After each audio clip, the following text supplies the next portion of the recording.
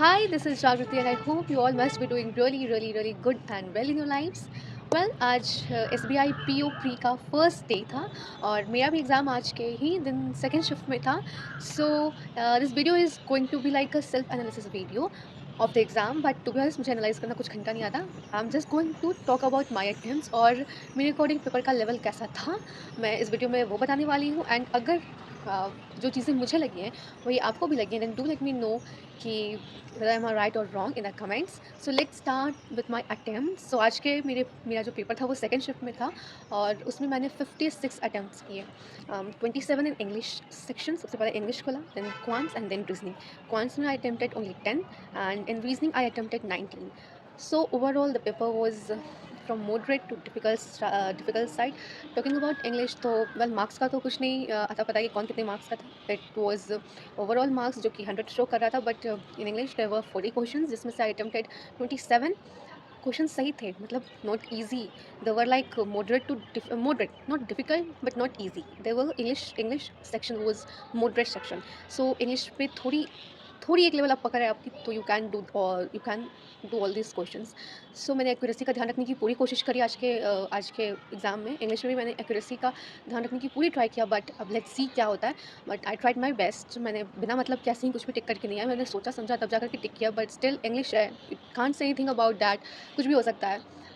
कुछ क्वेश्चंस थे जिसमें आपको करेक्ट सेंटेंसेस चूज़ करने थे, नॉट इनकरेक्ट वन. हाँ, there were 3 to 4 questions, 5 question जिसमें से कि आपको ये करेक्ट इनकरेक्ट हुआ था. मोस्टली 3 से 4 थे जो करेक्ट थे, और वो भी उसमें से ऐसा था कि उनका ऑप्शन वो रहा था कि all are correct. And just think कि कितना कन्फ्यूजन पड़ा होगा इसकी वजह से. एंड उसके बाद 1-2 इनकरेक्ट थे. फिर वही एक 10 मार्क्स का वो था, रीडिंग कॉम्प्रिहेंशन था. एक पैराजंबल था जो मैंने नहीं किया. मुझे उसका फर्स्ट सेंटेंस ही नहीं मिल रहा था, मुझे समझ में नहीं आता. So I thought to left that. I decided to left that question because मैं उसमें अपना टाइम वेस्ट नहीं करना चाहती थी. गलत हो जाए तो फिर पूरे मार्क्स चले जाएंगे. तो आई लेफ्ट दैट. देन एक वो था, क्लोज टेस्ट था, which I attempted cloze test.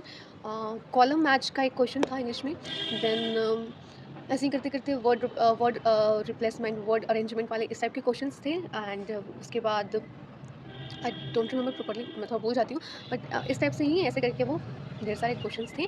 Reading comprehension भी था, पैराजंबल भी था, क्लोज टेस्ट भी था, वर्ड्स रीअरेंजमेंट भी थे, करेक्ट एंड ग्रामेटिकल क्वेश्चंस वाले भी थे. फिर 2-3 क्वेश्चंस करेक्ट वर्ड यूजेस वाले भी थे. सो इस तरह से इंग्लिश सेक्शन पूरा बना हुआ था, which was on moderate side. Now coming to quant section, it was very difficult for me. It was really difficult. और I think not only me, बहुतों के लिए डिफिकल्ट हुआ होगा, क्योंकि क्वेश्चंस क्या ही था, मैं क्या बताऊँ. ओनली 3 क्वेश्चंस वो ऑफ अप्रोक्सीमेशन के 3 क्वेश्चंस थे, वो मैंने किए सबसे पहले. मुझे लगा और होंगे बट मिला ही नहीं. देन उसके बाद डीआई थी, 2 डीआई थी, 1 केसलेट थी. मैंने 1 डीआई सॉल्व करने बैठी. मुझे लगा कि वो ईज़ी है, बन जाएगी, बट नहीं बन रही थी वो कन्फ्यूज़िंग थी. वो पाई चार्ट बेस्ड डीआई थी, वो सर्कल वाली. पाई चार्ट, हाँ, वही सर्कल वाली डीआई थी जिसमें 2 दिए हुए थे. एंड इट वाज़ रियली वही टफ. पर वो परसेंटेज की जो वैल्यूज़ थे वो इतने अजीब से दिए हुए थे, मतलब वो टफ थे, उनको मल्टीप्लाई करने में टाइम जा रहा था. वो मैंने करके छोड़ दिया बीच में. आधा मैंने सॉल्व की, वो डीआई डिकोड की, आधी छोड़ दी कि नहीं, हाँ, अगर मैं इसमें आगे गई तो ये मेरा पूरा टाइम खा जाएगी. मुझे इतना पता चल गया था. देन फिर जल्दी करके मैंने फिर दूसरी डीआई पे जंप किया. वो ईज़ियर साइड निकली कि उसमें बैट्स, फुटबॉल और वॉलीबॉल का वो टोटल नंबर दिया था. फिर बैट फुटबॉल का डिफरेंस दिया, बैट एंड फुटबॉल में जो भी डिफरेंस था वो इनका रेशियो दिया था. तो वो डिकोड करके फिर वॉलीबॉल का जो भी वैल्यू आया वो सब किया मैंने. उसके बाद उसके क्वेश्चन सॉल्व किए, तो ये डीआई मेरे से पूरी बन गई. और ऐसे ही फिर 1-2 अरिथमेटिक के क्वेश्चन सॉल्व किए. तो ये करके मैंने 10 क्वेश्चन सॉल्व करे. अरिथमेटिक बन रही थी, बट वो भी थोड़ा लेंथी लगा था पढ़ने में, तो उसमें भी टाइम जा रहा था. So this was about quant section. And now coming to reasoning. तो reasoning was also from moderate to difficult side. इसमें सब सही गया, बस एक गिल्ट मेरे अंदर रह गया कि मैं रीजनिंग में थोड़ा और बेटर परफॉर्म कर सकती थी. लाइक आई अटेम्प्टेड 19 ना. आई अगर थोड़ी अच्छी और स्ट्रैटेजी जाती तो मैं 22-23 अटेम्प्ट कर सकती थी, because I did a mistake in reasoning, और उसकी वजह से मेरे अंदर गिल्ट बना हुआ है. व्हाट हैपेंड दैट कि उसमें एवरीथिंग वाज गुड. 3 इनइक्वालिटीज़ के क्वेश्चंस थे, कुछ मोस्टली पजल्स थे, और वही मिसलेनियस क्वेश्चंस 2-3 थे. इस टाइप से रीजनिंग थी. पजल्स 4 से 5 थी, मुझे प्रॉपर्ली याद नहीं है. बट सबसे पहले तो मैंने एक 9 पर्सन वाला क्वेश्चन उठाया, वो छोटा लग रहा था और मुझे सभी मौके पे वो क्वेश्चन मिल गया, तो मैंने वो किया. वो लीनियर रो में बैठे थे, तो वो मैंने सॉल्व किया, वो बन गया. तो फिर मुझे लगा क्योंकि दीज आर डुएबल, तो मैं कर सकती हूँ. तो वो करके मैंने फिर एक क्या किया कि मैं चली गई एक सबसे स्टार्ट वाली पजल पे, जिसमें कि बॉक्स बना हुआ था, और उसमें उसके साथ उसमें कुछ सब मटेरियल्स भी रखे हुए थे, कुछ कुछ सब्सटेंसेस रखे हुए थे.